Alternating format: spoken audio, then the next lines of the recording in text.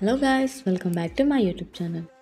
ఈరోజు వీడియోలో Ramzan special chicken హలీంని ఇంట్లోనే ఎలా చేసుకోవచ్చో చూపిస్తున్నాను. హలీం చేయడం చాలా పెద్ద ప్రాసెస్ అని అనుకుంటారు, కానీ ఇంట్లోనే చాలా ఈజీగా చేసుకోవచ్చు.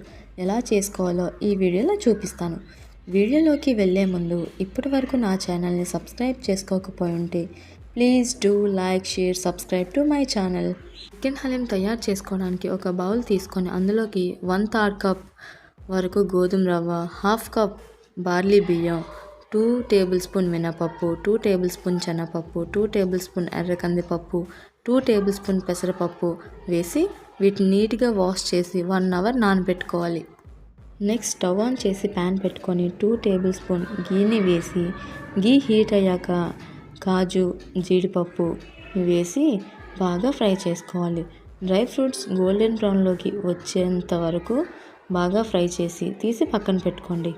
అదే ప్యాన్లో ఫ్రైడ్ ఆనియన్స్ కోసం 1/2 కప్ ఆయిల్ని వేసి ఆయిల్ బాగా హీట్ అయ్యాక సన్నగా కట్ చేసి పెట్టుకున్న ఆనియన్స్ని వేసి బాగా ఫ్రై చేసుకోండి.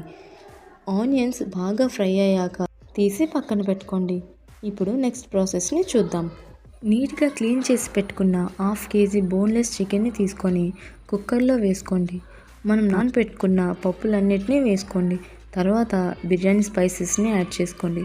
నీట్గా సన్నగా కట్ చేసి పెట్టుకున్న కొత్తిమీర, పుదీనా అండ్ జింజర్ గార్లిక్ పేస్ట్ని, ఒక 4 పచ్చిమిర్చి, మీ టేస్ట్కి తగినంత salt, 1 table spoon chilli powder and 1 table spoon గీని వేసి మొత్తాన్ని బాగా మిక్స్ చేసుకోండి. బాగా మిక్స్ చేశాక 2 కప్స్ వాటర్ని వేసి కుక్కర్ మూత పెట్టుకొని మొత్తాన్ని ఉడికేంత వరకు ఉడికించుకోవాలి. ఒక 6 to 7 విజిల్స్ వచ్చేంత వరకు ఉడికించుకోండి. కుక్కర్ కూల్ అయ్యాక క్యాప్ ఓపెన్ చేసి క్యాప్ని పక్కన పెట్టుకోండి. అసలైంది ఇప్పుడు స్టార్ట్ అవుతుంది గాయస్. ఇప్పటి వరకు చేసింది చాలా ఈజీ. మళ్ళీ స్టవ్ ఆన్ చేసి కుక్కర్ని స్టవ్ మీద పెట్టుకొని ఒక 30 మినిట్స్ వరకు బాగా మిక్స్ చేసుకోవాలి.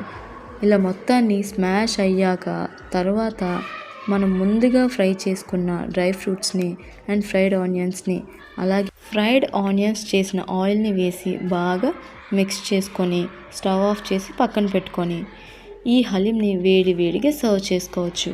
సర్వ్ చేసేటప్పుడు పైన కొంచెం సన్నగా కట్ చేసుకున్న కాజు, జీడిపప్పుల్ని, అలాగే ఫ్రైడ్ ఆనియన్స్ని, కొంచెం కొత్తిమీరని వేసి వేడిగా సర్వ్ చేయడమే. అంతే, చాలా ఈజీగా ఈ చికెన్ హలీంని ఇంట్లోనే చేసుకోవచ్చు. మీరు కూడా ఈ చికెన్ హలీంని తప్పకుండా ట్రై చేసి అలాగే టేస్ట్ చేసి ఎలా ఉందో కామెంట్స్లో చెప్పండి. Thanks for watching. సబ్స్క్రైబ్.